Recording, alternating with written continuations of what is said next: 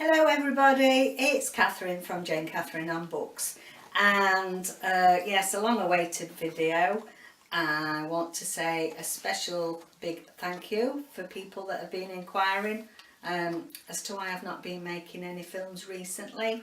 And for those of you that don't know, David had a stroke 4 or 5 weeks ago now. He's making good progress. It was a bit scary at the time, but you know, due to he was taken to Scarborough Hospital, and don't ever underestimate the excellent emergency care that you get in small general hospitals, because they liaised with York straight away. They gave him emergency thrombolysis treatment within 3 hours, which has meant that he's making a really good recovery. It was a bit scary. He had to go all the way to York on a blue light ambulance, and it has been a bit of a nightmare. But you know, life goes on, and we have these challenges that they keep throwing at us, or they seem to keep throwing them at us.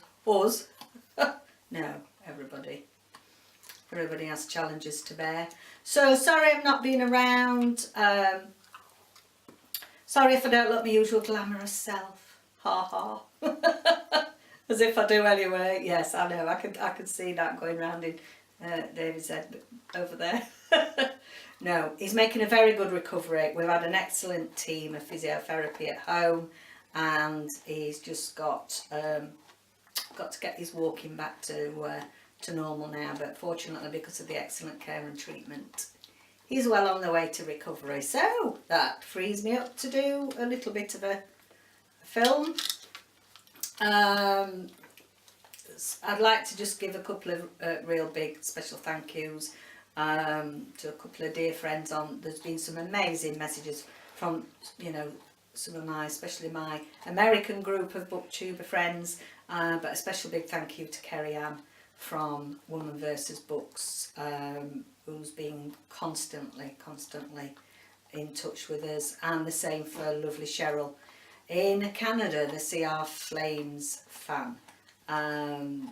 They've been a big support to me, so thank you. Go and see their channels. And then just unfortunately, my best friend passed away last week. One of my best friends suddenly just had a cardiac arrest last Friday, and unfortunately she had to come off life support on Monday. So yeah, a big kiss to Lainey. May she rest in peace. So let's get on to something a bit more light-hearted. I've got my cup of tea. I've got Nelson down there crunching away at a bone. It's absolutely freezing here this morning. It's, you know, there's so much frost, but we've got the lovely sunshine. I'm just going to put my tea down. So just a couple of bookish things.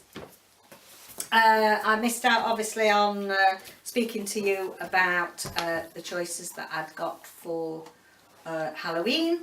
So the first one is, actually I read this last year, but if you haven't read it, White is for Witching by Helen Oyeyemi. I always have trouble saying that, Oyeyemi.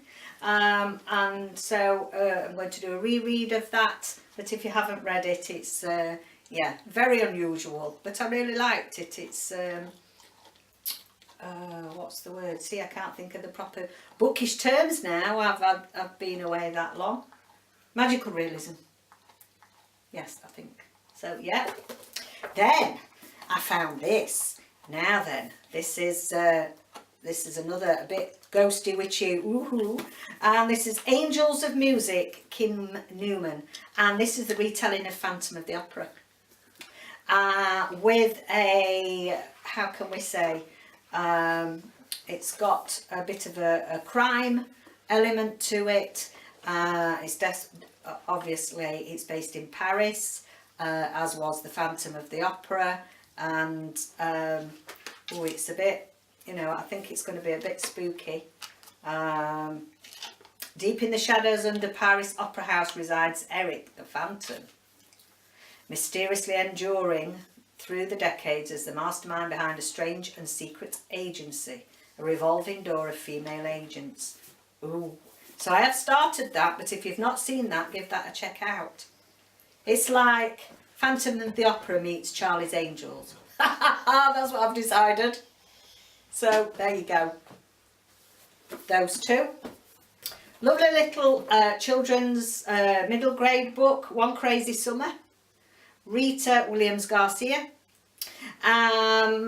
This is lovely. This is about 3 children who whose mother walked out on them when they when the youngest one was a baby, and they're going across the other side of America to go and see if they can rebond with her. It's a National Book Award finalist. It's had some medals from Newbury. Now I know from my lovely friend over in Florida, Lizzie Fay reads books, Elizabeth.